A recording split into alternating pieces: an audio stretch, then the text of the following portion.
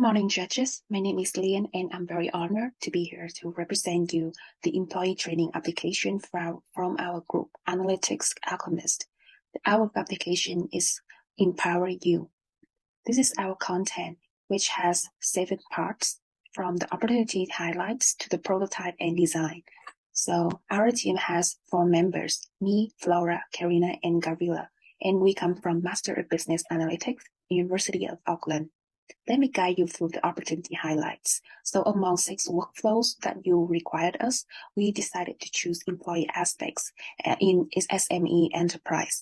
We think that in terms of employee training, they are lacking financial and resources and formal training programs of employees. They also have to face with time constraints that focus on day-to-day operations. That's why some employees will have limited career growth experiences and external networking and exposure. Our application will bring 3 values to the customers. First, personalized learning experiences. Through using generative AI, we try to identify skill gaps, learning preferences, and strengths to create individualized learning paths. Second, we aim at employee engagement and satisfaction by enhancing employee experience, engagement, and professional growth opportunities. And last but not least, is cost effectiveness.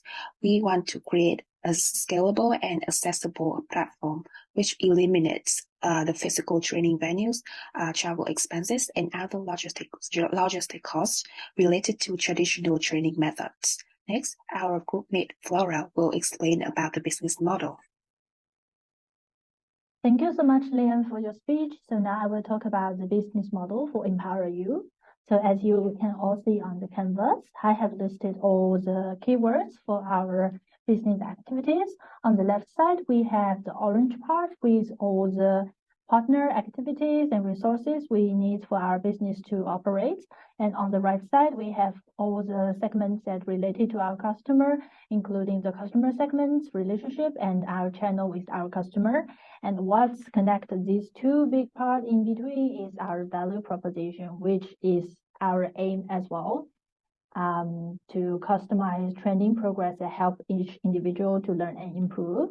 And below, with the cost and revenue structure, my colleague Karina will explain details later. So now I will move to the go-to-market strategy. So we have basically 3 main strategies about how to get this whole thing work to go to market. Firstly is free access with limited capability. So this is exactly what ChatGPT is doing now. We want to do something same. So we have opened our basic feature for users to use. You just need to register an account and it's for free. However, for the premium features, the company and individuals do need to pay to see that or to try that. We think this is good because it's free and it can attract new customers quite fast. And it's also a leverage of word-of-mouth advertising. Secondly, we want to develop some sponsorship program for SMEs. So we want to sponsor this SME with premium accounts. However, at the same time, they also need to recommend our application to other SMEs because we believe in SME in a specific industry. Some SME might have a closer relationship with each other. So we think this could work.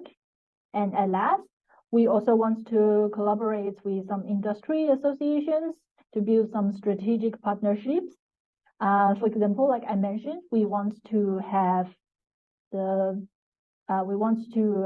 app for some people that are working on professional jobs like accountant, doctor, or lawyer.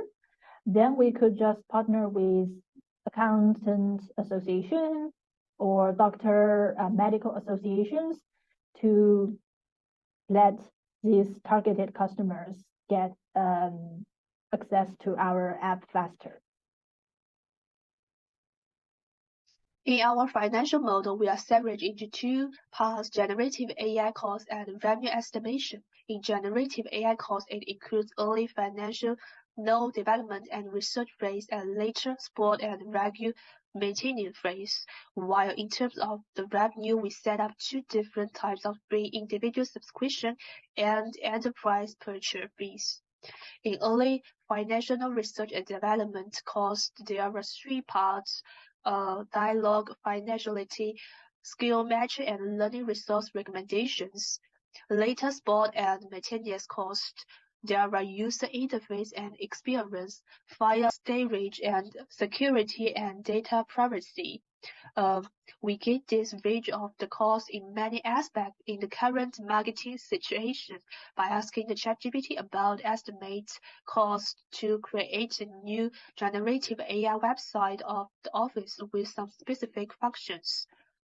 And then we set up two different types of fees. Individual description fees, we set up 13.5 per month, one person, and we give some cheaper price to the enterprise wholesale purchase fees, 120 per year a person, because we give them some concession to SME to attract them to buy our website because of the limit financial resources.